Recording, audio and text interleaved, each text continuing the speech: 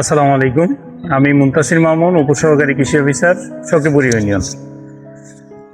আজকে আপনাদের এখানে যে বাগানটা করা হচ্ছে এটা মূলত হলো হর্টিকালচার থেকে আমাদেরকে যে বাগানটা দেওয়া হয়েছে সেই বাগানের প্রায় 3 ধরনের চারা আপনাদের এখানে দেওয়া হয়েছে।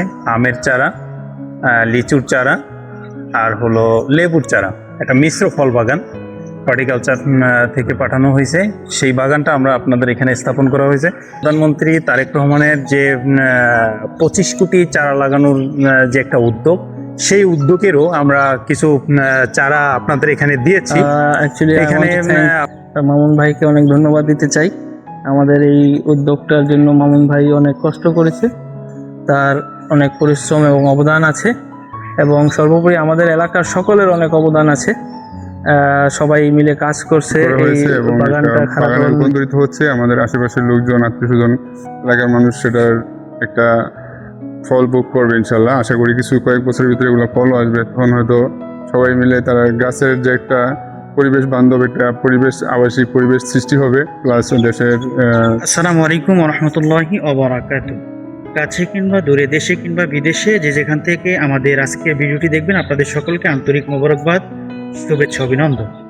আজকে আপনাদের একটি আমরা নতুন প্রজেক্ট দেখাবো। ফলের বাগানটি আমরা যার মাধ্যমে করতেছি, প্রধানমন্ত্রী জনাব তারেক রহমান তার উদ্যোগেই আমরা এই প্রজেক্টটি করতেছি।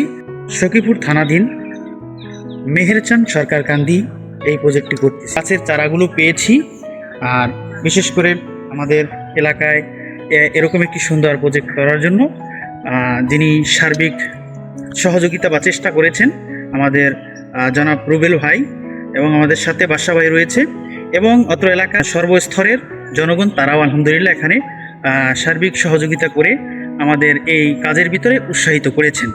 তো আমরা সর্বপ্রথম আমরা একটু স্যারের কাছ থেকে একটু বিষয় জানতে চাবো। সেটি হলো, স্যার, আমাদের এই যে বর্তমানে আপনি আমাদের এখানে গাছ দিয়ে আপনার কেমন লাগতেছে, যে আমাদের এখানে এই গাছগুলো কি হবে কিনা, বা আপনার অনুভূতি আমাদেরকে একটু পেশ করলে ভালো হতো। আসসালামু আলাইকুম। আমি মুনতাসির মামুন, উপসহকারী কৃষি অফিসার, সখীপুর ইউনিয়ন। আজকে আপনাদের এখানে যে বাগানটা করা হচ্ছে এটা মূলত হলো হর্টিকালচার থেকে আমাদেরকে যে বাগানটা দেওয়া হয়েছে সেই বাগানের প্রায় 3 ধরনের চারা আপনাদের এখানে দেওয়া হয়েছে। আমের চারা, লিচুর চারা আর হলো লেবুর চারা। একটা মিশ্র ফল বাগান হর্টিকালচার থেকে পাঠানো হয়েছে। সেই বাগানটা আমরা আপনাদের এখানে স্থাপন করা হয়েছে। আমের ভিতরে এখানে আবার কয়েকটা জাত আছে। একটা বাড়ি 4 আছে, আম্রপালি আছে এবং ব্যানানা ম্যাঙ্গো আছে। তো এই জাতের চারাগুলো নিয়ে হলো আমরা এখানে আপনাদের এখানে বাগানটা করতেছি। আপনারা যে বাগানটা করতেছেন সরকারি অফিস, কৃষি অফিস থেকে, উপজেলা কৃষি অফিস থেকে সম্পূর্ণ ফ্রিতে আপনাদের এই চারাগুলো দেওয়া হয়েছে। পাশাপাশি আমাদের মাননীয় প্রধানমন্ত্রী তারেক রহমানের যে 25 কোটি চারা লাগানোর যে একটা উদ্যোগ, সেই উদ্যোগেরও আমরা কিছু চারা আপনাদের এখানে দিয়েছি।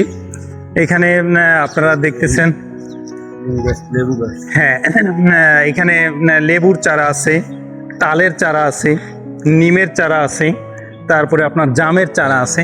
এই চারাগুলো হলো মাননীয় প্রধানমন্ত্রীর যে ভীষণ 25 কোটি চারা লাগানো, সেই 25 কোটি চারার আওতায় আপনাদেরকে এই চারাগুলোও দেওয়া হয়েছে।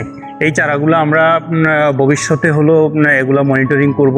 এই গাছে আমরা ট্যাগ লাগাবো, সরকারের পক্ষ থেকে ট্যাগ দিয়ে দেওয়া হবে, এবং এই প্রত্যেকটা চারার হিসাব রাখা হবে, যাতে আগামী 5 বছরে 25 কোটি চারা হিসাব যাতে কৃষি বিভাগ সরকারকে দিতে পারে।